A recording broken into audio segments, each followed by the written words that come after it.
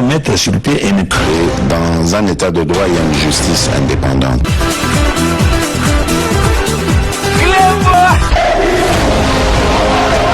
Ce n'est pas pour rien qu'il faut des conseils.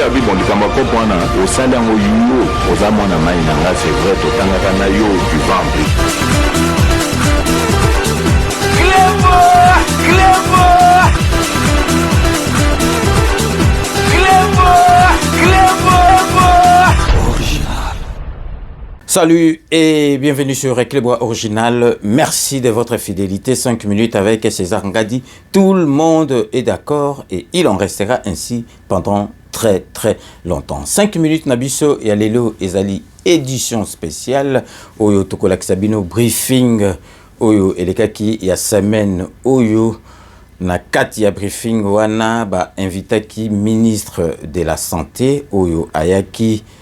Ko lakisa pe ko répondre na ba question ba journaliste oyo bazalaki wana sur bilan ya secteur ya santé oyo ezali ministère na ye toko signaler bino kaka ke avant budget ya santé ezalaki inférieur na budget ya président de la République toko tia ba commentaire te bino moko bo comprendre avant prise de pouvoir, il y a Félix Antoine Tshisekedi, Fachi Beton, budget, il y a présidence de la République et les Kaki Yango. Donc, boyebi ke na ministère, il y a santé, makambu et belé zaliko salema, boyebi, donc, gratuité après enseignement, et kotaki na masolo, il y a santé, donc, maternité, ezali gratuite pour naba maman avant ya kobota, na après kobota suivi, il y a bébé, ezo salama au félé.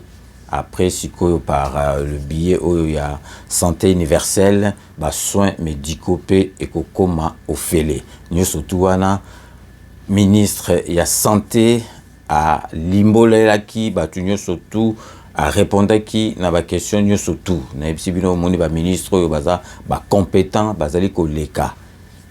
Na redevabilité na système oyo ministre ya communication sali auto zali ko féliciter mais ba ministre bo mona ka bango kuna te baza ba ministre to benga ba incompétent comme par exemple ministre oyo azali chargé ya ba personne vivant avec on dit donc to tikibino bolanda boko yo kama kambe belé oyo boyebité donc par rapport ya briefing oyo et les cas qui semaine oyo sur bilan, il y a secteur, il y a santé, il y a Mboka Nabiso. Donc restez connectés sur Reclebois Original pour la suite de nos programmes.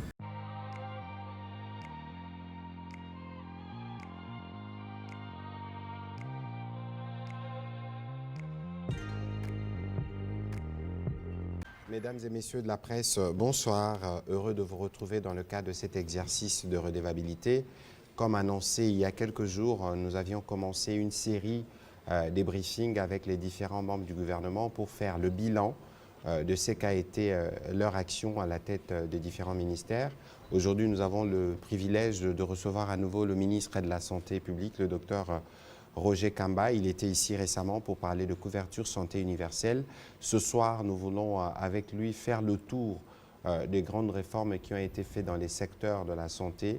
Il pourra nous expliquer, par exemple, que dans la stratégie que nous mettons, toutes les dépenses qui sont mises dans les secteurs de la santé ne doivent pas être considérées comme des dépenses, mais plutôt comme un investissement, parce qu'un dollar investi dans la santé rapporte 17 dollars dans la vie courante. Il vous donnera les formules mathématiques qui lui permettent d'arriver à cette conclusion, mais nous aurons l'occasion de faire les points des avancées que nous avons enregistrées, notamment dans l'éradication de la poliomyélite sauvage.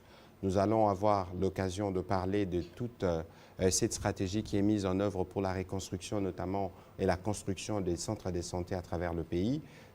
Mama Emo, qui sera bientôt d'ailleurs inauguré, était un bel exemple de ce qui est fait dans ces secteurs. Et bref, nous aurons l'occasion, à travers vos questions, d'apporter d'autres éléments d'éclairage sur tous les programmes pilotés par les présidents de la République et le Premier ministre dans le secteur spécifique de la santé, qui pour nous est un secteur essentiel et crucial pour le relèvement et le développement de la République démocratique du Congo. Docteur Kamba, bonsoir. Bonsoir. Et bienvenue à nouveau dans cet exercice de redevabilité.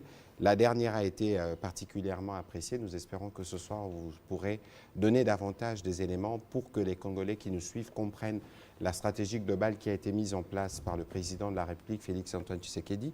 Je rappelle qu'avant d'être ministre de la Santé, vous avez travaillé étroitement avec lui au niveau de son cabinet et sûrement que vous avez donc la vue globale de la vision du président de la République dans les secteurs de la santé et toutes les réformes que vous avez pilotées, que vous continuez de piloter. Docteur Kamba, je vous donne la parole évidemment pour vos mots introductifs, pour planter les décors des réformes qui ont été faites et que les journalistes qui sont ici présents pourront poser quelques questions d'éclairage pour donner des indications. Nous ne dirons évidemment pas tout ce qui a été fait parce que nous serons limités par le temps, mais nous aurons d'autres occasions, notamment à Lingala. On trouvera le cadre qu'il faut, le docteur pourra revenir sur les grandes actions qui ont été faites dans les secteurs de la santé. Vous avez la parole, docteur. Merci beaucoup. Bonsoir à tous. Là, aujourd'hui, effectivement, contrairement à la dernière émission où nous avons parlé de la couverture santé universelle, là, on va parler du bilan du président de la République dans le secteur de la santé. Et je peux vous assurer qu'on peut passer la soirée. Mais, de manière générale, je vais essayer de structurer ça en quatre grandes thématiques. D'abord, toutes sont des réalisations, parce qu'on parle de bilan, donc on ne va pas aller sur les perspectives. Toutes sont des réalisations. On va voir des réalisations que moi j'appelle des réalisations en santé, mais qui sont immatérielles, des réalisations en santé qui sont matérielles, des réalisations en santé qui sont stratégiques, et on va effectivement voir pourquoi est-ce qu'il faut que le président continue cela, c'est-à-dire quelles sont les perspectives. Alors, d'abord, en introduction, je rappelle ce qu'on a trouvé, parce que c'est toujours très important de savoir d'où on est parti pour savoir où est-ce qu'on va. Quand le président de la République est arrivé, il a trouvé, comme je l'ai déjà dit et répété, un pays où la santé avait été abandonnée, complètement abandonnée. Et cela s'est matérialisé par plusieurs choses qu'on peut énumérer rapidement. Je vous ai dit, on n'a jamais construit un seul hôpital public depuis l'indépendance, pas un seul. Vous vivez à Kinshasa, vous voyez, vous connaissez Mamayemo, vous connaissez Kinoise, vous connaissez Kitambo, vous connaissez Ngaliema. Allez demander l'âge de ces hôpitaux-là. Aucun hôpital n'a été construit après l'indépendance. Alors si Kinshasa est comme ça, imaginez à l'intérieur du pays. Il y a des gens qui vous diront, ouais, mais il y a peut-être cinquantenaire. C'est une réhabilitation, et encore, qui a été faite de manière que vous connaissez. Donc, abandonné dans le secteur. Nous avons trouvé, quand nous sommes arrivés avec le président de la République, un pays où, malheureusement, le niveau d'enseignement de la santé est le plus bas qu'on pouvait avoir depuis notre indépendance. Vous savez vous-même la qualité de l'enseignement, comment c'était. Vous savez vous-même les conséquences au niveau de la qualité des prestataires de soins, ce que cela a donné. Mais nous avons trouvé aussi un pays avec beaucoup d'épidémies. Beaucoup d'épidémies. Et ces épidémies, elles avaient une caractéristique, c'est qu'elles étaient mal gérées. Je vous donne un exemple, un seul. C'est que l'épidémie d'Ebola de 2018, que nous avons trouvée, a coûté 1,2 milliard de dollars. Et si vous allez à Goma aujourd'hui, où cette épidémie était gérée, vous n'allez pas trouver même une pancarte qui dit « Ici, il y avait Ebola ». Donc, la gestion était complètement dans un désordre le plus total. Nous avons trouvé un pays où seulement 30%, bon, pour être précis, 32% de nos enfants étaient vaccinés. Alors, un enfant qui n'est pas vacciné, ça veut dire qu'un enfant qui peut attraper la rougeole, la rubéole, qui peut mourir. Et nous avions donc, à cause de cela, un taux de mortalité de nos petits-enfants de moins de 5 ans parmi les plus élevés. Je peux énumérer comme ça, mais vous savez tous que nous avons trouvé un pays où chaque Congolais paye lui-même ses soins de santé, où nos mamans sont en prison parce qu'elles n'ont pas payé, tout simplement parce qu'aucun système n'était mis en place. Nous avons trouvé un pays où 60 à 80% de nos médicaments sont de mauvaise qualité, parce que nous avions un système d'achat de médicaments centralisé qu'on a détruit aussi. Et donc, ça, c'est plus ou moins très rapidement la carte postale du système sanitaire que nous avons trouvé. Mais alors, je vous dis que le président a fait des réalisations, d'abord, ce qu'on appelle des réalisations en santé, de manière immatérielle. C'est-à-dire que ce que vous ne voyez pas, ce que vous ne palpez pas. Mais c'est des réalisations importantes et je vais vous les dire. La première, quand nous arrivons, on trouve la crise d'Ebola en cours. nous remarquons que, et avant même que le président ne constitue son premier cabinet, il demande qu'on s'occupe d'Ebola, qu'on aille voir comment est-ce que c'est géré, avant même qu'il fasse son premier cabinet. Et là, on se rend compte que le nombre de cas d'Ebola ne fait qu'augmenter. Et on se rend compte que c'est un désordre total parmi les partenaires qui soignent. Et on se rend compte qu'il y a des milliers de gens qui souffrent et beaucoup qui meurent. Là, le président prend une première décision. Il dit, dites-moi quelle est la solution, et on applique cette solution. Alors ça, je vais vous montrer le leadership du président parce que c'est très important. Et c'est une réalisation immatérielle. Nous regardons cela, nous allons voir, je vous rappelle, à l'époque, nous étions dans un gouvernement où, vous vous rappelez qu'on a volé quand même quelques années au président, mais là, il y a le gouvernement Ilunkamba avec le ministre Ilunga à la santé. Nous nous rendons compte que notre monument national, le professeur Muyembe, qui est celui qui a découvert le Ebola, n'est pas dans la gestion. Pourquoi? Parce qu'on ne voulait pas que la gestion soit faite de manière correcte. Le président dit, règle-moi ce problème. Alors, je vous donne maintenant une date. Au mois de juillet 2019, le professeur Muyembe est réintégré dans la lutte contre Ebola. Et c'est là qu'on voit le nombre de cas d'Ebola commencer à diminuer et nous avons vaincu Ebola. Ça peut paraître rien du tout, mais remarquez que derrière cela, on n'a plus eu de très grosses épidémies d'Ebola parce que le président de la République a mis maintenant des moyens pour qu'on structure la réponse à Ebola. Ça, c'est une réalisation immatérielle très importante. Et cela nous a appris comment gérer les épidémies, comment anticiper sur les épidémies. Deuxième réalisation importante, je vous ai dit qu'on avait 32% d'enfants qui n'étaient pas vaccinés. Au mois de juillet donc 2019, là, le président convoque un premier forum très important sur la vaccination. Il dit comment est-ce qu'on a 32% seulement de nos enfants qui sont vaccinés et donc qui meurent de maladies qu'on peut prévenir par rapport à la vaccination. Et là, donc, le président convoque une première réunion, un forum qu'il préside lui-même. Tous les partenaires internationaux viennent. Et à partir de ce moment-là, un an plus tard, nous avons 52% d'enfants vaccinés. Nous passons donc de 32 à 52. 20%. 20% d'augmentation en une année. En proportion chiffrée, c'est combien de millions? Vous avez une idée? Oh, je ne peux pas vous donner les proportions chiffrées, mais c'est juste imaginer qu'on est passé d'une position où on était le dernier de l'Afrique à une position où on est le meilleur de l'Afrique maintenant. Et je vais vous dire pourquoi on est les meilleurs. Parce qu'une des choses, c'est que le gouvernement ne payait pas les vaccins. Le gouvernement n'achetait pas les vaccins. Le président a dit, on rachète nos vaccins, on vaccine nos enfants de la rougeole, de la poliomyélite, de tout ça. Et donc, nous augmentons de 20 points le nombre d'enfants vaccinés en une année. C'est une réalisation immatérielle. Alors, on a trouvé beaucoup de médecins au chômage. On a trouvé beaucoup d'infirmiers au chômage.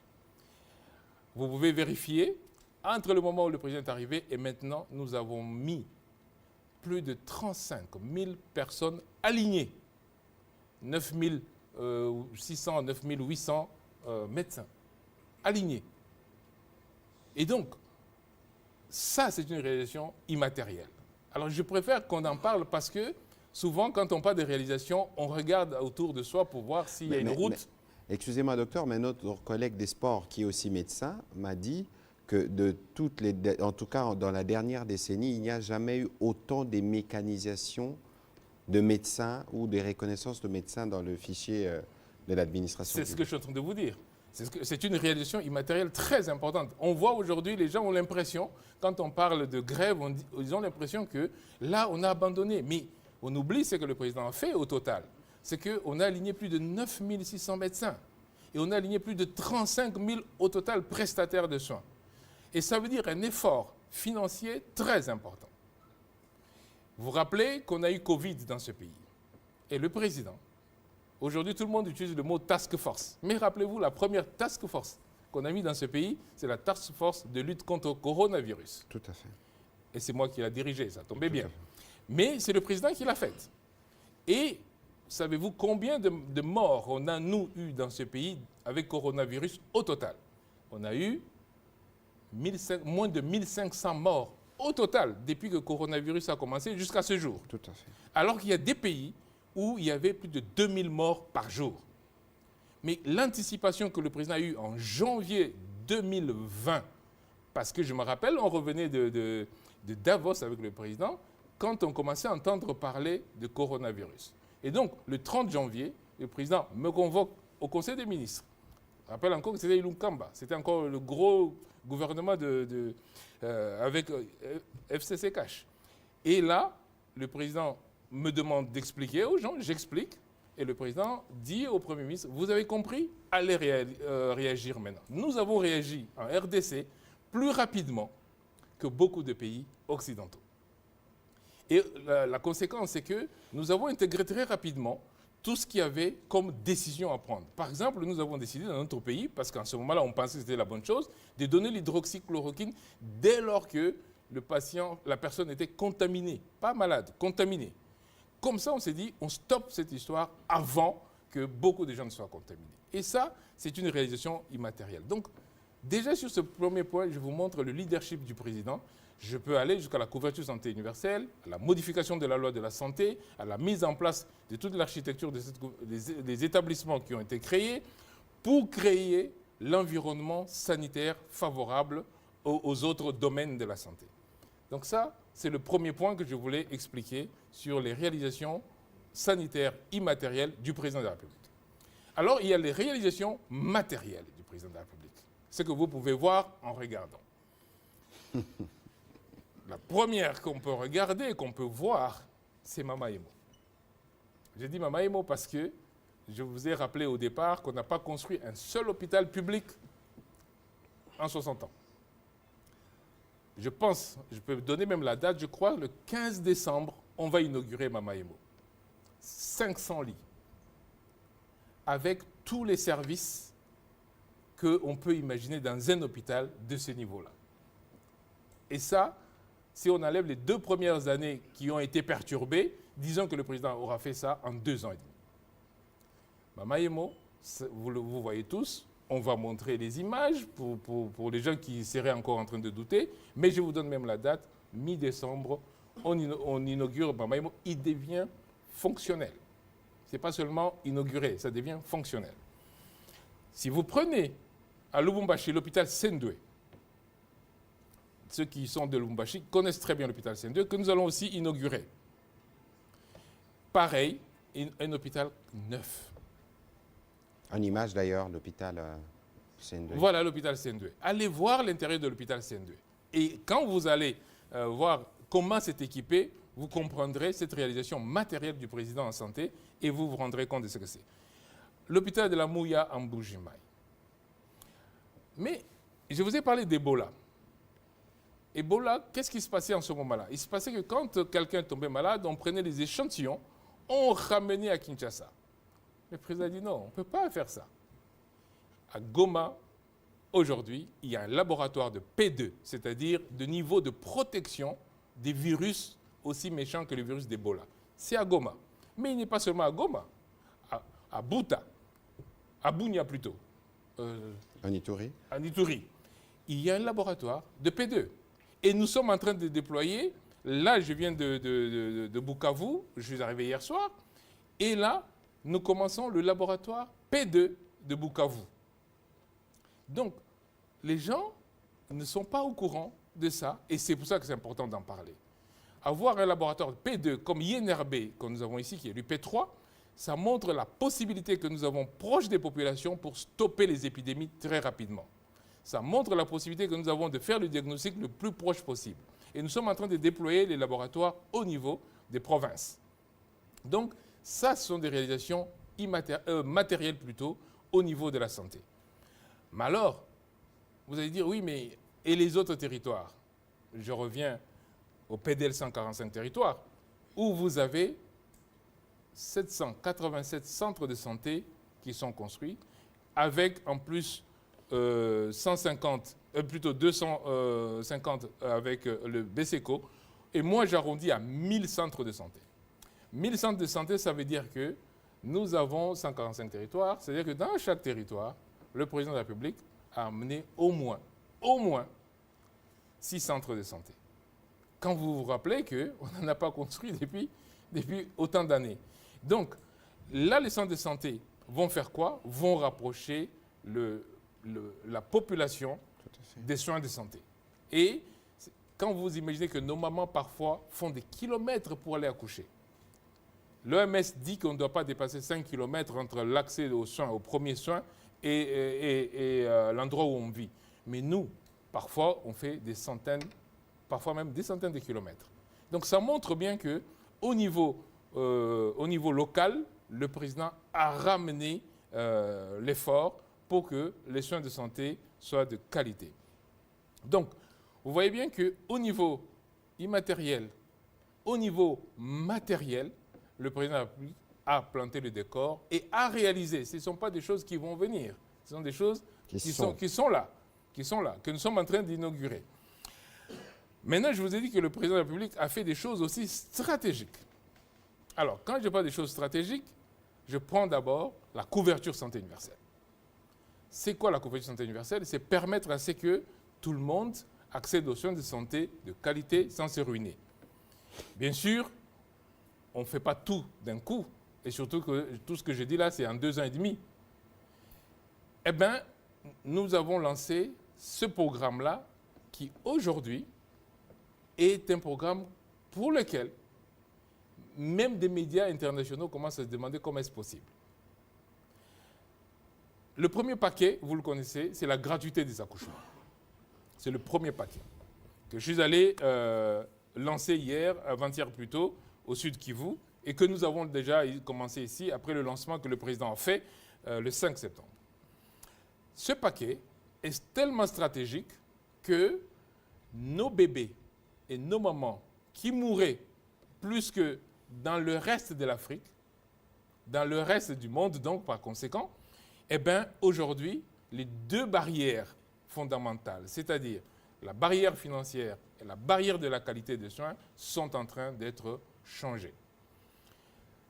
J'ai présenté au Conseil des ministres il y a 10 jours le premier bilan du premier mois.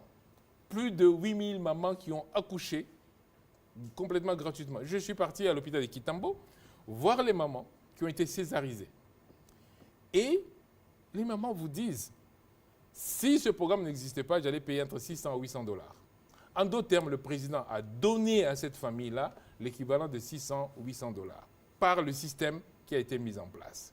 Ça, c'est une avancée stratégique parce que tout simplement, nous modifions les impacts globaux de la santé.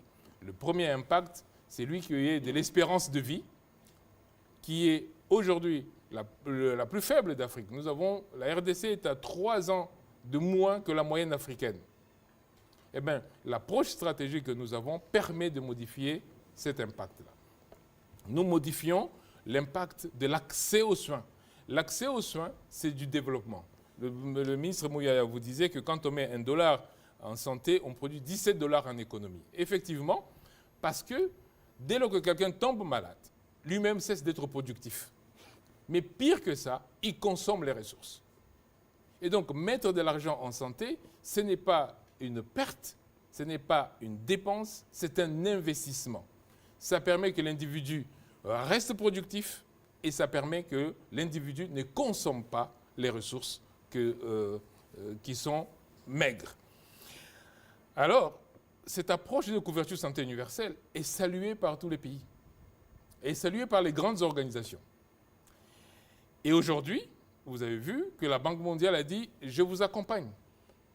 Mais je peux vous dire que tous les grands partenaires disent « nous allons accompagner ». Nous allons accompagner parce que nous allons modifier fondamentalement les différents indicateurs de la santé. Nous allons, dans le cadre de la gratuité des accouchements, très bientôt lancer aussi le dépistage d'un certain nombre de maladies, notamment le cancer du col. Et ça, c'est un problème qui adresse, quand on parle de maman, d'aider dans le genre, mais le genre pour nous, c'est les mamans. Le genre pour nous, c'est l'enfant discriminé à l'école. Le genre pour nous, c'est ça. Et donc, si on s'occupe de la maman dans la gratuité des accouchements, si on s'occupe de la maman dans le dépistage du cancer du col, là, on aura fait quelque chose pour nos mamans. Ah non, allez-y. Donc, voilà ce que le président change au niveau stratégique. Mais je vous ai dit qu'au-delà de la stratégie, il y a maintenant le devenir, la perspective. Pourquoi est-ce que la perspective est très importante? Parce qu'on doit montrer aux Congolais où on veut aller. Alors le président a dit, nous avons des indicateurs de santé qui sont faibles. Nous avons une espérance de vie qui est faible. Alors dans notre nouveau plan national de développement sanitaire, voici ce que le président va faire. Le président veut que dans les 10 années qui viennent, le travail qui sera fait permette que les Congolais vivent 20 ans plus longtemps. Donc gagner 20 ans en 10 ans de travail. En mettant aujourd'hui les bases, les fondamentaux qui font que demain, nous allons gagner chaque fois en espérance de vie.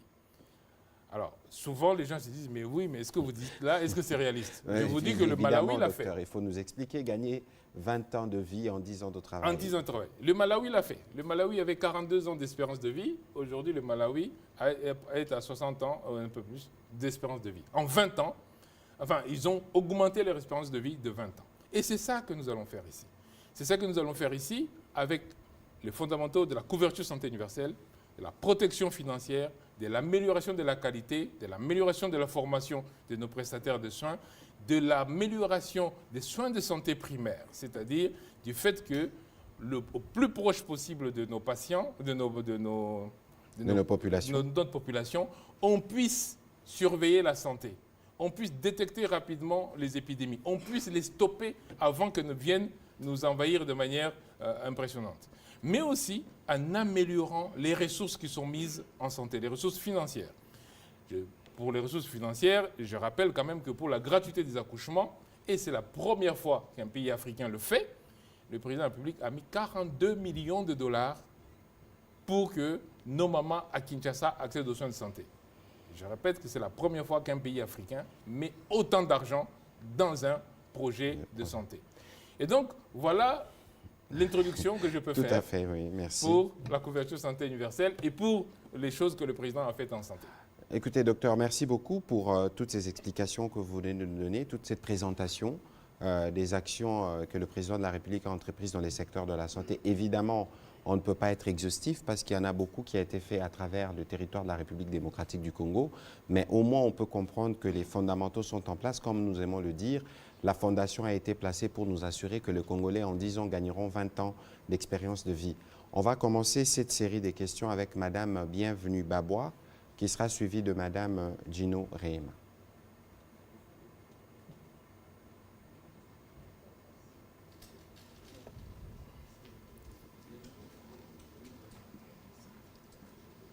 Merci, Monsieur le Ministre.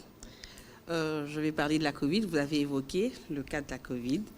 Vous avez annoncé que le gouvernement a été proactif en donnant le produit.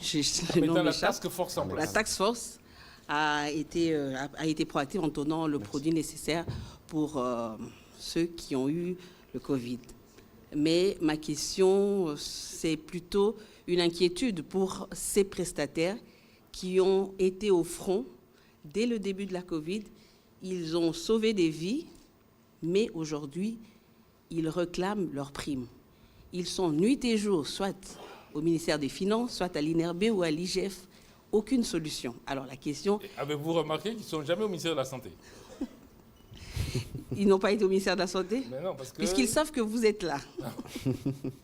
Alors la question est de savoir, est-ce que ces prestataires peuvent espérer un jour avoir leur prime, puisqu'ils ont travaillé? Merci beaucoup pour la question, et c'est une question fondamentale. C'est une question fondamentale, et je vais lui dire pourquoi. Parce qu'il y a eu d'abord cette notion qu'il y a eu beaucoup d'argent qui a circulé dans Covid. Et ce n'est pas faux nécessairement. Cependant, je vous ai dit qu'une des premières choses que nous avons constatées comme dégâts dans notre pays, c'est la déstructuration du système. Chacun fait ce qu'il veut. Chacun fait ce qu'il veut, chacun fait avec les moyens qu'il veut.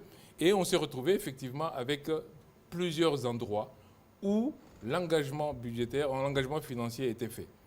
Et malheureusement, à cause de cela, tous les prestataires de soins ne se sont pas retrouvés dans un alignement. C'est pour cela d'ailleurs qu'une des choses que nous faisons maintenant, c'est de dire on intègre nos ressources. Il ne faut pas que, je vous ai donné l'exemple Ebola, 1,2 milliard dépensés. 1,2 milliard. Mais Sur place, on ne voit rien. C'est exactement la même chose. Maintenant, ce que le président a demandé, c'est qu'on reprenne tout ce qui doit être... En fait, quand vous regardez que le président a aligné 9600 médecins, c'est parce qu'il veut que tout le monde, tout travail soit rémunéré. Maintenant, moi, ça fait 7 mois que je suis au ministère. Avant, j'étais conseiller spécial. Et donc, là, maintenant, moi, je reprends tous les dossiers pour dire pourquoi ces gens ne sont pas payés. Où est l'argent? Et quand bien même cet argent n'est pas là, comment est-ce qu'on les paye? Parce qu'il faut les payer. Et c'est ça ma réponse. Oui, il faut les payer. Voilà, Madame Rehema, et puis ce sera Madame Fallon.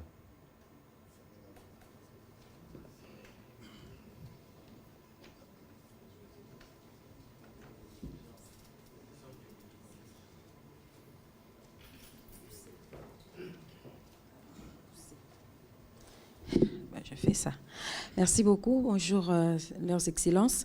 La question au ministre de la Santé, quelle est la politique du gouvernement en matière de financement des hôpitaux publics? Parce que dans une émission diffusée sur Top Congo FM, dans Top Santé, certains hôpitaux sont en train de déplorer le manque de subventions pour le fonctionnement des différents services, en fait, dans les hôpitaux publics. Et puis, la construction des hôpitaux, oui, c'est une bonne chose, nous saluons, mais qu'en est-il de la qualité de soins? De la qualité des soins, surtout concernant certaines maladies que nous considérons graves, comme le cancer, des maladies qui nécessitent une prise en charge costaud. Et qu'en est-il de cette qualité-là de soins que vous comptez assurer à la population? Et puis une autre question, le handicap est considéré par le corps médical comme une question de santé publique. Alors cette question est gérée à quel niveau? C'est traité à quel niveau? Excusez-moi la tautologie, au niveau du ministère que vous avez la charge de diriger. Merci. Alors la première question, c'était donc... Par rapport à la Politique de financement de... Ok. Très bien. Très bien. Encore une fois, je reviens à ce que nous avons trouvé. C'est très important toujours de savoir d'où on part. Le budget de l'État. Le budget de la santé dans ce pays, à un moment, était inférieur au budget de la présidence de la République. Le budget du ministère de la Santé était inférieur au budget de la présidence de la République. Vous pouvez déjà comprendre ce que ça veut dire. Deuxième chose qu'il faut comprendre, c'est que notre système de santé est jusqu'à présent financé essentiellement par les familles.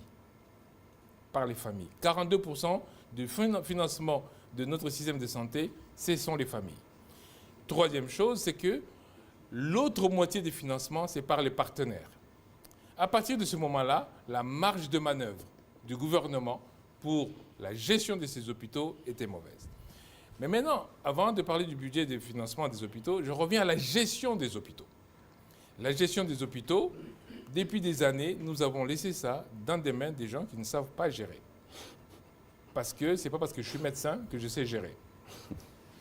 Et qu'est-ce qui s'est passé? C'est que, entre le fait que la gestion est mauvaise, le fait qu'il n'y a pas de traçabilité parce qu'il n'y a pas de digitalisation, le fait qu'il n'y a pas d'investissement en santé, le fait que tout est délité, eh bien malheureusement, les hôpitaux reçoivent une subside. Mais un hôpital ne peut pas fonctionner avec une subside, avec des subsides. L'hôpital doit fonctionner avec un budget. Ce budget émane de deux sources. La première source, la gestion de l'hôpital. Parce qu'on paye, l'hôpital n'est pas gratuit, on paye. Donc la gestion de l'hôpital. La deuxième source, c'est bien sûr le budget de l'État. Le président de la République est en train d'augmenter le budget de l'État. C'est la première fois que nous arrivons à un budget de l'État qui dépasse 10% en santé.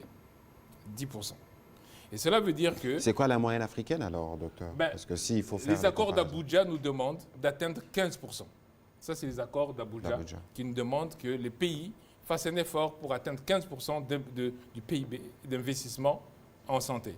Mais en Afrique, nous avons des moyennes qui vont de 5 à 12-13%. Nous arrivons maintenant, nous, la RDC, pour la première fois avec le président de la République, à plus de 10%, on est à 11% du budget national. Donc ça va améliorer le montant qu'on met dans l'hôpital. Mais je viens de vous dire que la gestion de l'hôpital est très importante. Parce que quand vous mettez un échographe et que vous n'avez pas prévu l'entretien de cet échographe, au bout d'1 an, 2 ans, vous êtes obligé de vous rendre compte qu'il n'y a pas d'échographe. Mais troisièmement, quand vous n'investissez pas en santé, c'est-à-dire quand vous laissez les gens se débrouiller, eh bien, que voulez-vous que l'hôpital génère comme ressources? Donc effectivement, nos hôpitaux sont des parents pauvres, d'une part parce qu'on avait un budget très faible, toujours inférieur à ce qui était recommandé par Abuja. Nous avions une gestion des hôpitaux très calamiteuse et surtout nous n'avions quasiment pas d'investissement en santé. Alors qu'est-ce qu'on fait aujourd'hui? Je vous ai parlé de Mamaïmo, je vous ai parlé de Sendou et de la Mouya et de tous ces hôpitaux qu'on peut dire, des laboratoires.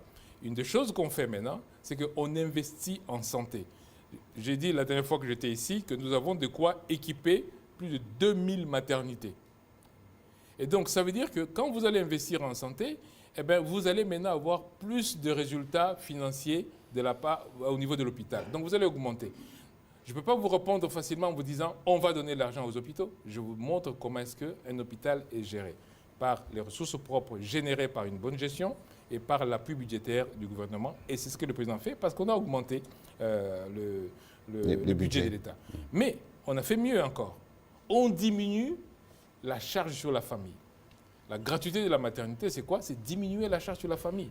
Je vous ai dit, une maman qui payait $600 pour la césarienne et qu'aujourd'hui elle ne paye rien, ça veut dire que cet argent sert à aller dans autre chose, notamment dans le développement et dans des dépenses utiles à la famille. Et donc, ces différents mécanismes-là permettent que les hôpitaux soient bien gérés. Maintenant, on peut construire les hôpitaux, mais quelle est la qualité? La qualité de soins, c'est quasiment 4 choses. Première chose, que ces hôpitaux existent. Parce que s'ils n'existent pas, il n'y a même pas de qualité. Deuxième chose, que ces hôpitaux soient bien équipés pour faire le diagnostic. Parce que quand vous allez chez le médecin, le plus important, c'est qu'on sache de quoi vous souffrez. Mais si on n'a pas de laboratoire, on n'a pas de diagnostic. Si on n'a pas de radiographie, on n'a pas de diagnostic. Troisième chose, la qualité, c'est les ressources humaines. Comment sont les prestataires de soins? Par exemple, pour la gratuité de la maternité, et aujourd'hui, je venais de faire une réunion pour présenter ça à l'IGF, je venais de présenter ça, nous avons prévu tout un budget pour la formation. Vous devez améliorer la qualité de l'offre. Si un médecin ne sait pas remarquer une hémorragie interne, la maman va mourir. Si une infirmière ne peut pas comprendre que la fréquence cardiaque qui augmente, c'est que la maman souffre, la maman va mourir. Donc la qualité des ressources humaines est très importante. Et donc, mettre l'accent sur la formation, eh bien, ça c'est très important. Et quatrième élément de la qualité des soins, c'est le médicament. Parce qu'au bout du compte, on vous donne un médicament. Si ce médicament est de mauvaise qualité, eh bien, malheureusement, tout ce qu'on a fait en amont ne sert à rien. C'est pour ça que, vous savez par exemple que, je vous ai dit que dans notre pays, on a détruit le DCMP. On a détruit l'achat groupé des médicaments que l'on faisait. On est sûr de la qualité des médicaments et on les distribue.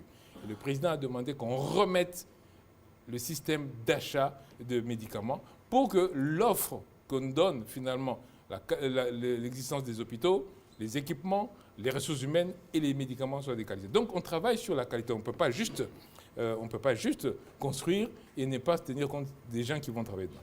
L'handicap. L'handicap, ça c'est un vrai souci. L'handicap physique surtout, c'est un vrai souci. Le ministre Mouyaya vous a parlé de la poliomyélite au départ. La poliomyélite, c'est Buka-Buka, la maladie qui donne une infirmité. Eh bien, quand nous nous battons pour que la vaccination soit faite, pour qu'on évite ça, on lutte en amont contre l'handicap. Mais maintenant, moi j'étais très content de discuter avec notre ministre chargé des personnes vivant avec handicap, délégué, oui. qui nous dit qu'il faut qu'on organise nos hôpitaux, toutes nos structures de soins, avec les systèmes qui permettent aux handicapés d'accéder. Parce qu'on oublie souvent qu'on n'a pas tous les mêmes capacités devant un problème. Et donc, nous sommes en train de tenir compte de cela pour que les handicapés puissent accéder au système de santé. Mais pour ceux des handicapés qui sont indigents, parce qu'ils ne sont pas tous indigents, pour ceux des handicapés qui sont indigents, l'assurance maladie qu'on a prévue dans la couverture santé universelle catégorise les gens. Il y a l'assurance contributive, où chacun contribue un tout petit peu, mais pour les gens qui ne peuvent rien contribuer, eh bien, c'est la subvention. Eh bien, Pour les personnes qui ont besoin de la subvention, eh ben, l'assurance, dans le volet subvention, prend en charge.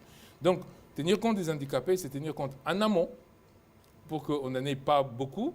Tout ce qu'on peut faire pour éviter, on évite. Tenir compte en aval pour les handicapés qui sont déjà arrivés, c'est-à-dire organiser notre système de sorte que les handicapés accèdent, et protéger ceux qui ne peuvent malheureusement pas se protéger tout seuls. Je crois qu'à ces sujets, nous aurons un briefing avec la ministre déléguée où on parlera notamment de la loi qui est passée récemment à l'Assemblée nationale qui consacre une série de stratégies qui nous permettront ou qui permettent d'assurer une bonne prise en charge de personnes vivant avec handicap. Je rappelle que nous tous, nous courons les risques de le devenir et donc il y a une préoccupation. Et c'est une question qui est particulièrement suivie par les présidents de la République. Ça peut vous paraître banal les détails, mais toutes les infrastructures, par exemple, qui ont été construites dans les cas des Jeux de la francophonie, dans les cas de 145 territoires, tiennent compte de personnes vivant avec handicap. On va prendre la question rapidement de Madame Fallon Mubungu et puis nous prendrons des questions en série pour libérer l'antenne de la télévision nationale. Allez-y, Madame, s'il vous plaît. Merci, Excellence, pour la parole. J'ai deux questions au ministre de la Santé. Monsieur le ministre de la Santé, lors de votre dernier passage ici au briefing, vous aviez dit que le ministre, le chef de l'État, vous a instruit de mettre en place une agence d'achat et de distribution de médicaments. Nous voulons savoir où en êtes-vous avec cette mise en place. Deuxième question. Le Conseil national de l'ordre des pharmaciens exige assez qu'un pharmacien puisse chapeauter cette agence. Que dites-vous par rapport à ça? Je viens de vous répondre, madame, sur la deuxième question, que ce n'est pas parce qu'on est médecin qu'on sait gérer. Ce n'est pas parce qu'on est pharmacien qu'on sait gérer. Là, on ne parle pas du médicament, on parle de la gestion. C'est très important que les gens ne fassent pas d'amalgame. Mais docteur, ne nous faites pas croire que les médecins, entre guillemets, excusez-moi, ne peuvent pas gérer. Ils peuvent. Okay. J'ai dit, ce n'est pas parce que je suis médecin que je sais gérer. Forcément gérer. Okay. Tout à fait. Il y a deux niveaux au niveau de la pharmacie. Il y a le niveau technique, c'est-à-dire le médicament. Quelle est sa qualité? Comment est-ce qu'il est composé? Comment est-ce qu'il est fabriqué? Comment est-ce qu'il est conservé? Comment est-ce qu'il est distribué? Ça, c'est la qualité du pharmacien. Et un médicament ne peut pas être délivré à quelqu'un sans qu'un pharmacien donne son avis. Ça, c'est le niveau technique du pharmacien. Mais maman, quand on gère un dépôt, quand on gère un circuit, quelle est la qualité de pharmacien dont on a besoin? On n'a pas besoin de pharmaciens. On a besoin que dans la conception, il y ait des pharmaciens pour dire techniquement, ça ne peut pas se faire. Comme quand on fait autre chose, on a besoin d'un ingénieur pour dire, si vous voulez faire un pont, voici.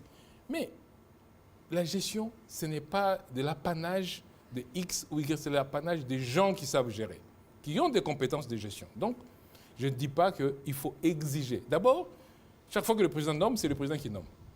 Moi, je ne peux pas dire au président, nommez absolument. Ben non.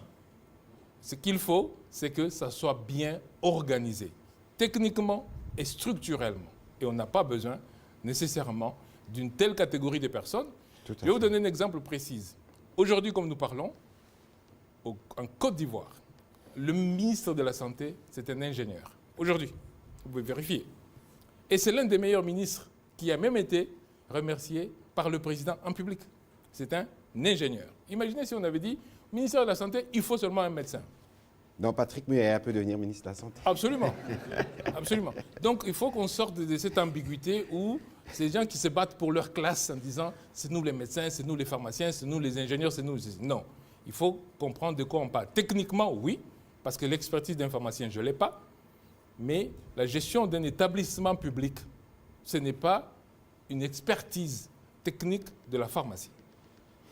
Maintenant, par rapport au service national d'achat de médicaments, le président a instruit, et c'est le Premier ministre qui doit prendre le décret, et je pense que le décret est déjà sur le dossier du bureau du Premier ministre, parce que le Premier ministre doit signer le décret. C'est une urgence, comme j'avais dit, parce que, et je l'ai dit au départ, parce que nous devons acheter de manière groupée les médicaments, comme ça nous pouvons les tracer dès le départ, d'ailleurs on paiera moins cher, et nous pouvons les distribuer en étant sûrs que nos populations accèdent à des médicaments de qualité. C'est vraiment... mais ça, je peux vous garantir que c'est une instruction qui a été donnée. Le décret est sur la table du Premier ministre. Le Premier ministre va signer. Voilà, on va prendre les questions en série, les questions de Benoît Niemba et Jordan Mahenikini. Et puis on reviendra avec Oscar Mbal et Eric Izami. Et on va terminer par Patrice Boiton alors. Excellence, 3 petites questions rapidement. Le ministre de la Santé, je reviens sur la gratuité de la maternité. Les fonds alloués pour ces gratuités et à combien et pendant quelle période? Mais aussi, est-ce que l'IGF... Il avait répondu au dernier briefing, je pense que c'est 200 millions de dollars prévus dans le budget. Pendant, et que dans une première phase, ça concernait Kinshasa. Un budget toujours annuel. Hein. Oui. Est-ce que l'IGF est intégré dans la gestion de ces budgets? Je pense que vous ne suivez pas beaucoup parce que je viens de vous dire là, que je viens de finir avec l'IGF, la réunion aujourd'hui, avant de venir ici. C'est pour ça même que je suis un peu en retard. C'est parce que j'étais avec l'IGF. L'IGF est intégré pour répondre à cette question. Ouais, voilà. Excellence, une question d'actualité. Allez-y, s'il vous plaît. Il y a une bombe qui est tombée aujourd'hui dans l'après-midi dans un camp roumain, un camp d'instruction roumain.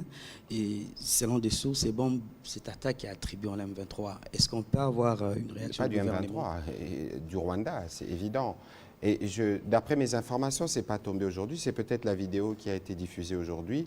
Et je pense que la batterie, je ne suis pas spécialiste en matière, mais je crois que c'était des 120 mm qui sont tombés là-bas. Et toute l'artillerie rwandaise qui avait attaqué ces camps d'entraînement a été détruite. Dernière question, Excellence. Avant hier, je crois, vous avez assisté à une cérémonie sur les journalistes assassinés et d'autres qui sont en prison. Je vous informe qu'il y a un de nos confrères, Charlie, qui a rejoint Bouzakir en prison, ça fait 3 jours, je crois, 3 jours. Une question de savoir, on s'approche de période électorale, comment vous comptez... Il faut éviter de faire l'amalgame, parce que le cas du caméraman m'a été posé. Il a été arrêté dans une foule parce qu'il y avait une manifestation, je pense, du côté des Lizipa. J'ai demandé à mon cabinet de suivre le dossier. J'ai contacté ma collègue de la justice pour savoir si elle était au courant. Elle est à Dakar. Donc, il ne faut pas aller dans des conclusions hâtives si c'était dans un mouvement de masse. Il ne faut pas considérer qu'il y avait une volonté délibérée d'aller vers lui. Hier, évidemment, j'ai assisté à cette journée parce que nous-mêmes, nous avons été meurtris de voir que des journalistes ont été assassinés. Aujourd'hui, je veux venir sur la question parce que je sais qu'il y avait la publication du rapport de journalistes en danger aujourd'hui. Il faut faire attention. Lorsque vous regardez la plupart des cas de journalistes qui ont été assassinés ou touchés, la plupart c'est dans l'est de la RDC, où il y a un climat général d'insécurité entretenu notamment par les M23. Nous, ce que nous avons fait, et c'est dommage que ce soit GED qui le dise, je comprends, c'est une ONG qui a besoin de vivre. Il ne faut peut-être pas compter sur une ONG pour parler d'abord de progrès, parce que les progrès, ce n'est pas dans leur ADN. Le progrès, l'ADN, c'est d'abord dire ce qui ne va pas. C'est comme ça les stéréotypes. Mais bon, nous ne sommes pas là parce que GED, pour nous, est un partenaire avec lequel nous travaillons notamment dans des mécanismes pour assurer la sécurité des journalistes. C'est que nous avons fait, et nous l'avons fait de manière concertée avec tous les médias. Nous avons organisé sous la présidence du président de la République lui-même les états généraux de la communication et des médias. Je dois rappeler que le président de la République a toujours assisté à toutes les journées nationales des célébrations de la liberté de la presse. Et qu'en aucun cas dans l'histoire de ce pays, on a eu un président de la République qui était aussi disponible pour les médias. Et donc, moi, je veux bien qu'on justifie c'est pourquoi on existe, mais ce sera encore plus complet de relever, par exemple, les avancées qui sont contenues dans la loi. Nous tous, nous rêvions des dépénalisations, mais on va dépénaliser. Pour quels médias? Où il faut reconnaître, j'avais des réunions d'ailleurs avec l'équipe de RSF qui était ici, où j'aide lui-même, c'est qu'il y a des journalistes partisans qui ne cachent pas. Et donc, ici, il faut regarder la question dans la globalité. Il y a évidemment la responsabilité du gouvernement en termes de sécurité au plan général. Il y a des questions de professionnalisation des médias et des journalistes eux-mêmes de par leur attitude. Mais ensuite, il y a les questions de comment nous travaillons avec les ONG. C'est que nous, on observe, et ça aurait été plus correct pour GED de les mentionner, que nous avons fait, comme il avait fait d'ailleurs à la dernière célébration de la journée de la presse, que nous avons fait un bond de 23 ou 24 places dans les classements de Reporters sans frontières.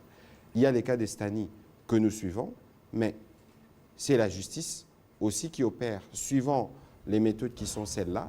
Nous suivons, nous espérons que très vite on trouvera un dénouement sur les sujets, mais on ne peut pas peindre la situation des médias en République démocratique du Congo, tel que cela a été peint ce soir, je suis sûr que vous-même, les journalistes, vous pouvez donner un témoignage différent. Un commentaire sur la sortie médiatique de Moïse Katumbi récemment, où il a fait un virement. Écoutez, moi je parle tous les jours ici, je dis qu'ils doivent quitter la périphérie. J'ai l'impression qu'ils sont restés dans la périphérie parce que lorsque vous prétendez devenir président de la République dans ce pays, vous n'êtes pas en mesure de citer nommément l'agresseur qui s'appelle le Rwanda. Vous avez parlé de l'exemple de l'obus ici. Ça pose un problème pour le Congolais. Il faut d'abord être en mesure de bien diagnostiquer les problèmes, de désigner les mal par son nom et d'être en mesure de challenger. Alors, par quoi vont-ils nous challenger? Ce n'est pas seulement lui. Je parle de manière générale parce que nous entendons beaucoup. Nous entendons de lire justement leur programme, sur quelle sera leur stratégie pour régler les problèmes à l'Est, quelles sont les alternatives qu'ils proposeront. Nous avons le front judiciaire, nous avons le front économique, nous avons le front médiatique, nous avons le front militaire et nous avons le front diplomatique. Et nous avons en même temps la montée en puissance des forces armées de la République démocratique du Congo. Et donc, aujourd'hui, on peut nous dire tout ce qu'on veut, mais je ne pense pas que lui ou les autres n'auront de meilleures stratégies à proposer pour nous dans ces domaines. Et donc, commencez par nommer les mal par les mal avant de venir nous challenger. On va prendre la question de M. Jordan Mahenikini.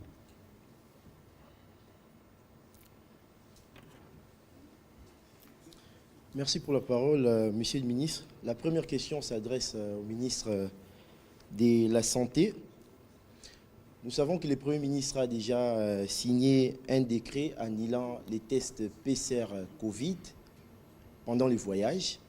Alors j'aimerais savoir, à ces jours, pouvez-vous nous dire l'usage et la destination des recettes générées par les tests Covid PCR? Ces recettes ont été générées en termes de combien et à quoi a servi tout cet argent? Et puis une question au ministre... Nous sommes en train d'atterrir, il faut poser une question. Allez-y. Voilà une question, c'est concernant la loi Mouyaya. J'ai comme l'impression que depuis que cette loi a été promulguée, on ne la sent pas sur le terrain. J'ai aussi comme l'impression qu'avant la loi Mouyaya est égale à après la loi Mouyaya. Pourquoi vous le dites? Parce que vous êtes vous-même journaliste. Je ne sens pas ce nettoyage médiatique que vous nous avez promis. Je veux, docteur, excusez-nous, c'est peut-être pas le sujet, mais il faut qu'on se regarde dans les yeux. Lorsque nous avons fait les états généraux avec le président de la République, il y a d'ailleurs un mot qui m'a été inspiré, qui nous a été inspiré par José Naouèche, à son âme, salubrité médiatique. Aujourd'hui, cette salubrité, nous l'avons commencé, oui ou non? Combien de fois je ne reçois pas des pressions au quotidien pour ouvrir telle ou telle autre chaîne? Aujourd'hui, si vous passez au cabinet du ministère, on va vous dire ce qu'on en fait. Mais lorsque on fait une loi, la loi vient tracer la voie. Aujourd'hui, posez la question à M. Israël Moutala, parce que vous-même, vous travaillez pour un média en ligne. Aujourd'hui, vous avez un texte qui vous régule. Et donc, il ne faut pas rester sur le prisme, j'allais dire, superficiel, il faut aller dans le fond. La loi vient apporter une réforme, mais une réforme qui trouve un cadre. Regardez comment les métiers du journalisme s'exercent. Regardez les niveaux de pauvreté des médias. Je ne sais même pas si vous avez un contrat de travail. Vous voyez, mais toutes ces choses, il y a la part de l'État. Évidemment, nous sommes engagés à le faire dans un contexte qui est celui-ci, mais on ne peut pas nous reprocher notre volonté parce que nous avons déjà eu cette loi, alors qu'il y a eu depuis 26 ans, il n'y avait pas cette adaptation. Et donc, il faut considérer que les degrés de mise en œuvre de cette loi dépendent de la collaboration que nous pouvons avoir, vous et nous. C'est pour ça que nous, au gouvernement, nous sommes engagés. J'espère que dans les jours qui viennent, nous donnerons notre contribution pour permettre l'organisation du congrès de l'Union nationale de la presse du Congo, parce que beaucoup de problèmes pourront être résolus quand cette structure qui réunit la corporation des médias pourra être pleinement opérationnelle. Et nous reviendrons sur la discussion, s'il vous plaît. Alors, monsieur le ministre... Alors, pour PCR Covid, je suis tellement à l'aise que quand j'ai dirigé la task force présidentielle, moi, j'ai demandé la première inspection de l'inspection générale des finances. Donc je suis assez à l'aise pour répondre à cette question sans problème. Mais par contre, encore une fois, la fragmentation de la gestion était telle que ces tests-là n'étaient pas gérés au niveau de la présidence. Donc je sais que l'inspection générale des finances a fait une enquête et est encore en train de faire pour s'assurer de où sont comment ça a été géré les fonds. Je ne peux pas vous dire que ça a été mal géré ou bien géré. Je vous dis tout simplement que l'Inspection générale des finances a fait et est encore en train de faire l'investigation pour savoir comment est-ce que ça a été géré les fonds. Et je ne peux pas donc vous donner les montants et comment ça a été géré parce que ce n'était pas géré au niveau de la présidence où nous étions avec la task force, c'était géré à d'autres niveaux, notamment au niveau de La riposte. de la riposte. Alors ça, c'est pour une première chose. Mais dès que nous sommes arrivés, on a stoppé. On a stoppé, on a dit non, ce n'est plus nécessaire, il faut arrêter. Et donc on a arrêté. Aujourd'hui, on ne demande plus aux gens de faire les tests Covid, PCR ou autres. On ne demande plus. Donc maintenant, ce qui a été fait avant, c'est l'Inspection générale des finances qui peut répondre complètement à cette question-là. Voilà, on va prendre les autres questions en série pour nous permettre de faire une économie de temps. Merci, Excellence, pour la parole. En son temps, je saluais l'action, le fait que le chef de l'État vous ait retenu au gouvernement. Les gens se le rappelleront. Vous nous offrez vraiment les occasions pour nous exprimer et poser des questions. Ici, je voudrais saluer tout ce qui a été fait, toutes les réalisations, tant au niveau de Kinshasa que dans l'arrière-pays. Mais je voudrais faire remarquer quelque chose, que dans la vie des humains, c'est souvent les événements heureux qui sont prévisibles. Venez, il y a mariage, venez, il y a anniversaire. Mais généralement, et d'ailleurs comme toujours, c'est souvent les événements malheureux qui sont imprévisibles. Je prends ici le cas de Kinshasa. Lorsqu'un enfant vous développe une fièvre à 2 h du matin, tout de suite vous pensez à l'hôpital Kalembelembe. Mais regardons tous l'état dans lequel se trouve l'avenue qui mène vers cet hôpital-là. Je salue tout ce que vous avez fait et vous n'avez pas dit faux parce que j'ai vérifié et je sais que vous êtes dans le bon. Mais qu'est-ce que vous faites pour que ça soit quand même arrangé? Et puis notre société, deuxièmement, cette fois-là, je voudrais avoir aussi les commentaires du ministre de la Santé et même le ministre porte-parole du gouvernement, Patrick Muyaya. J'ai reçu un ami qui revenait de Villeurbanne, près de Lyon, en France. Il me dit, chez vous, en RDC, vos hôpitaux ne vont bien fonctionner que si et seulement si vos autorités commencent elles-mêmes à aller fréquenter ces hôpitaux-là. C'est quoi votre commentaire? Merci. Vous pouvez noter, on y répondra tout à l'heure. Monsieur Oscar Mbal, Caïch. Merci à leurs excellences pour la parole que vous m'accordez. J'ai une question à 2 volets. Le premier volet de ma question s'adresse justement, tous les 2 volets d'ailleurs, au ministre de la Santé publique. Est-ce que le pays dispose-t-il d'un plan pour placer justement la RDC dans la compétitivité par rapport aux voisins, notamment en ce qui concerne la pratique de l'endoscopie? Je parle à un médecin. Est-ce qu'il y a un plan de compétitivité? C'est vrai, on ne fait pas la publicité en médecine, mais est-ce qu'il y a un plan pour la RDC en termes d'endoscopie? Ou bien doit-on toujours continuer à nous faire soigner chez les voisins? Deuxième volet de la question. Couverture santé universelle. Comment se fait la chaîne d'approvisionnement en médicaments en RDC avant la mise en œuvre de cette agence d'achat de médicaments pour la meilleure traçabilité? Parce que certains de nos hôpitaux, il y a des gens qui meurent parce qu'il n'y a pas de quinine, des gens qui meurent parce qu'il n'y a pas de médicaments. Or, nous prétendons, nous voulons vraiment atteindre cette couverture santé universelle que vous avez défendue plusieurs fois quand vous étiez encore là-bas. Je vous ai vu à New York, aux États-Unis, dans des grandes conférences, et aujourd'hui, vous êtes à la manœuvre. Voilà. Merci. On va prendre dernière question de M. Patrice Boto. Matondo, Monsieur le ministre, Mutuna Moko, na porte-parole du gouvernement, Baimboka, Balingi Baye Baye, dans 17 jours pratiquement, campagne électorale, et Bela Ba ministre, vous avez un candidat député national, et que ça, le Malolengeni pour la gestion du gouvernement. Comme on a dit, le Premier ministre est mort dans l'Ikasi. Monsieur le ministre de la Santé, programme national d'hygiène aux frontières, et ça na yiki yiki.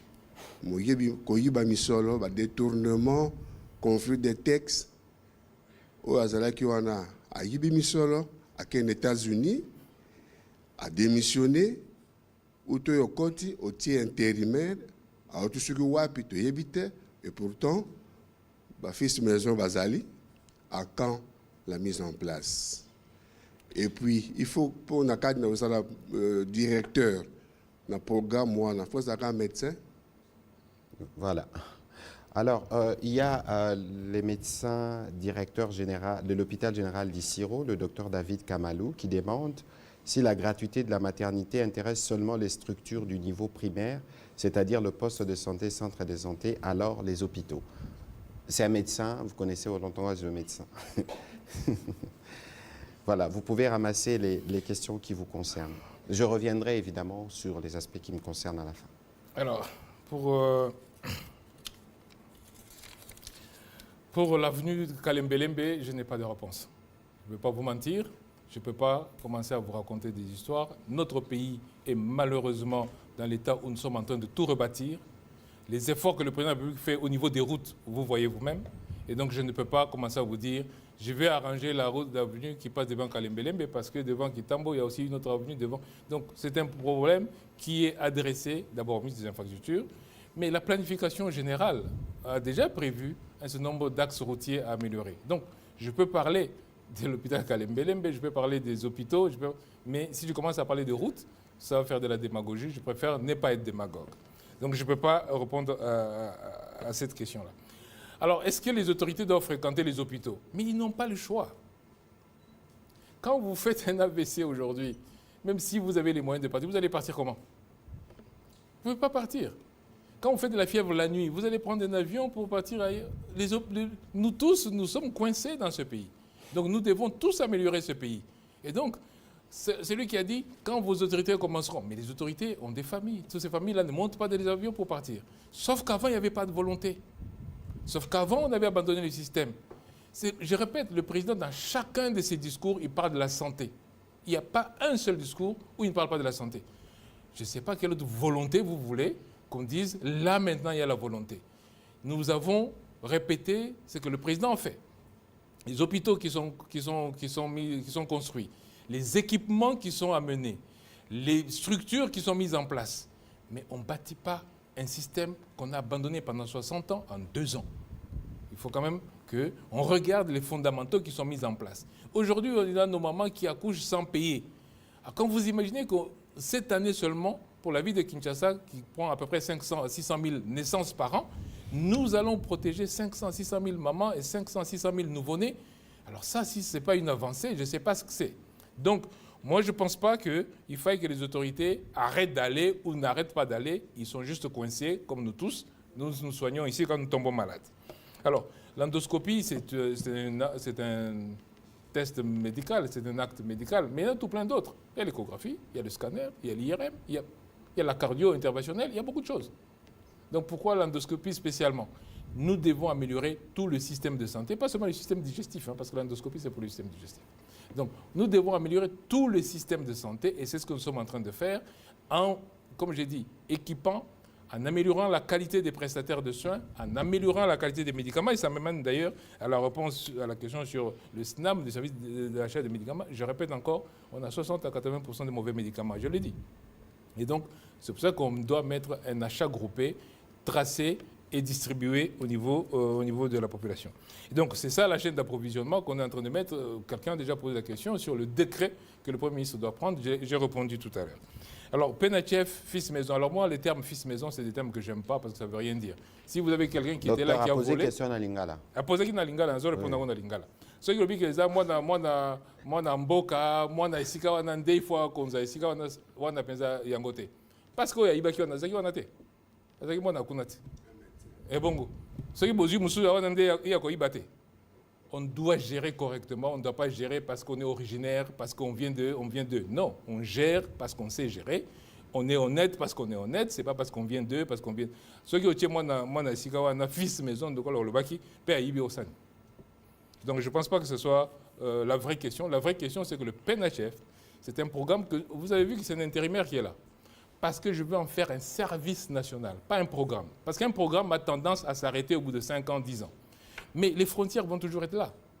Donc ça ne peut pas être un programme, ça doit être comme ça que le pays est, c'est-à-dire un service national. Et en plus, on est en train d'élargir, parce que ça ne doit pas être seulement l'hygiène aux frontières. Mais aux frontières, là, il y a des gens qui traversent avec des maladies. Il y a la vaccination, il y a la malnutrition.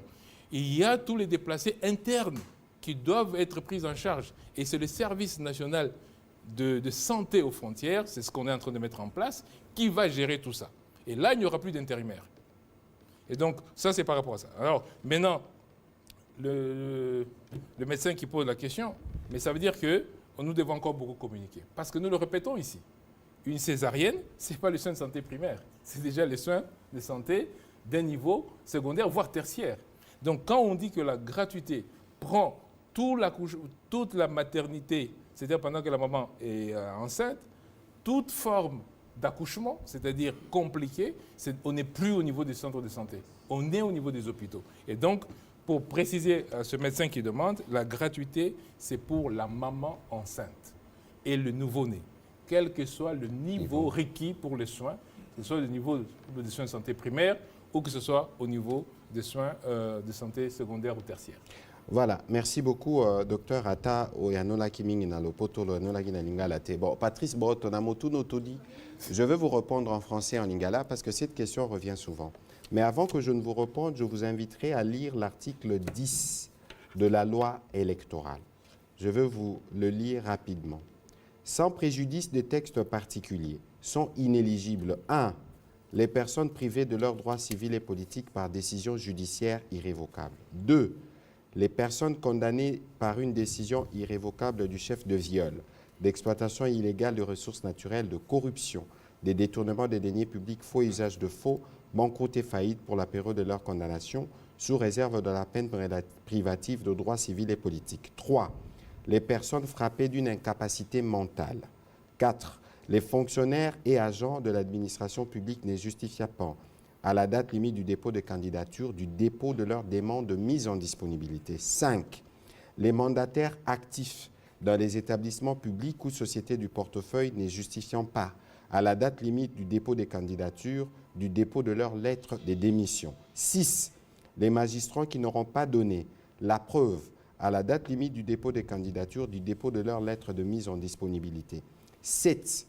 Les membres de forces armées de la police nationale qui n'auront pas donné la preuve à la date limite du dépôt de candidature de leur démission acceptée ou leur mise à la retraite. 8. Le membre du Conseil économique et social, du Conseil supérieur de l'audiovisuel et de la communication, de la Commission nationale des droits de l'homme, du Conseil national de suivi de l'accord et du processus électoral, de la Cour de compte, qui n'auront pas donné la preuve à la date limite du dépôt de candidature de leur démission, de leur mise à la retraite. 9. Enfin, les membres de la Commission électorale nationale indépendante à tous les niveaux, y compris les personnels, sont inéligibles à titre définitif. Les personnes condamnées par décision judiciaire irrévocable pour crimes de guerre, crimes de génocide et crimes contre l'humanité. C'est la loi électorale, article 10. Je n'ai pas lu ministre ou membre du gouvernement. Donc, j'ai entendu ça plusieurs fois. Il faut rappeler ici que nous nous occupons de postes politiques. Le gouvernement est formé à partir de la majorité qui se forme à l'Assemblée nationale. Et donc, il faut considérer que la campagne électorale est une période courte, contenue dans un mois. Dans tous les pays du monde, le moment de la campagne est un moment particulier. Ça ne s'applique pas qu'en République démocratique du Congo. Lorsque le président Macron était candidat aux dernières élections en France, je pense qu'il y a eu un attentat où il y a eu une situation grave. Il est sorti de la campagne pour être pleinement concentré dans la gestion de cette question-là parce que l'urgence les devait. Nous, comme gouvernement, nous serons en campagne électorale. Le Premier ministre est candidat, je confirme, pas à Likasi, mais à Kassenga. Moi, je suis candidat à la FUNA, je le confirme. Nous allons faire notre campagne électorale, mais nous allons trouver un mécanisme, et le Premier ministre y réfléchit déjà, qui permettra d'assurer une certaine fluidité parce que le gouvernement doit continuer de fonctionner. Nous ne viendrons peut-être pas faire un briefing pour parler du programme et de ce que nous avons fait comme bilan, mais si la situation l'exige pour faire un briefing sur une question précise, nous reviendrons dans le cadre de nos fonctions pour le faire. Donc il n'y a pas d'incompatibilité entre être ministre, Premier ministre et être candidat. Cela doit être bien clair et cela ne doit pas faire l'objet d'une quelconque confusion. Naroloba na lingala, pour une meilleure compréhension, batubaye bake, incompatibilité zate. Donc, au cas nos ministres, Premier ministre, président de la République, au cas où la candidat, au salipé campagne électorale dans 1 mois. Question et fonctionnement et efficacité, Premier ministre Narotala, parce que le poste est abisso et un poste politique. Mais ceux qui ont DG à entreprise publique, aux soda, aux anani, suivant, aux membres CENI, suivant ce que la Constitution ou la loi dit, et que PESA et PESIBIA ne peut pas caractéristique, il y a batu oyo, bakoki kozala, ba candidaté. Je suggère à tout le monde de lire l'article 10 de la loi électorale, c'est plus clair. Monsieur le ministre, je vous remercie de cet exercice qui était assez long, mais toujours pédagogique. Nous reviendrons sur une formule en lingala pour une meilleure compréhension. Pourquoi pas en chiluba. Merci à vous qui étiez présents, mesdames et messieurs de la presse. Nous allons prendre rendez-vous pour un prochain exercice. Peut-être vous voulez dire un dernier mot?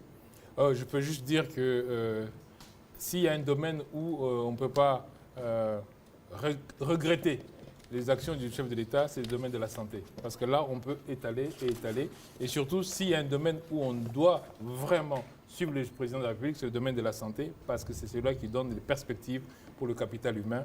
Et c'est vraiment la chose la plus importante. Voilà, nous avons donné de la matière. J'espère que ceux qui quitteront la périphérie pourront nous challenger avec des propositions concrètes. Merci et bonne soirée chez vous. Merci beaucoup.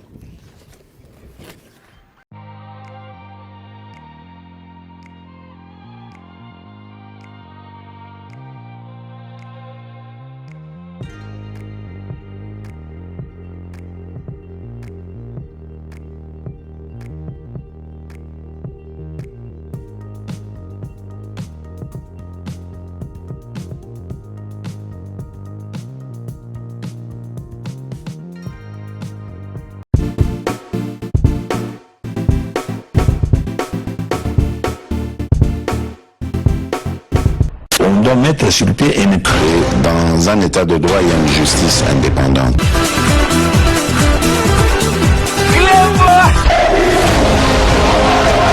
Ce n'est pas pour rien qu'il faut des conseils. Au salaire aux amants à c'est vrai, au Tanakana, du ventre.